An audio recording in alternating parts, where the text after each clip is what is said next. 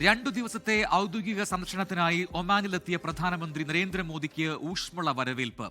ഇന്ത്യയും ഒമാനും തമ്മിലുള്ള നയതന്ത്ര ബന്ധം സ്ഥാപിച്ചതിന്റെ 70ാം വാർഷികം ആഘോഷിക്കുന്ന സന്ദർഭത്തിലാണ് പ്രധാനമന്ത്രിയുടെ ഒമാൻ സന്ദർശനം.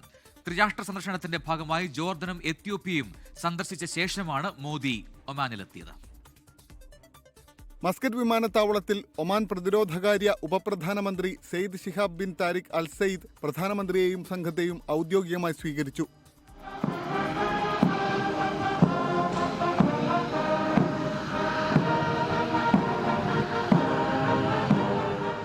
ഒമാൻ ഭരണാധികാരി സുൽത്താൻ ഹൈതം ബിൻ താരിഖുമായും നരേന്ദ്രമോദി കൂടിക്കാഴ്ച നടത്തും.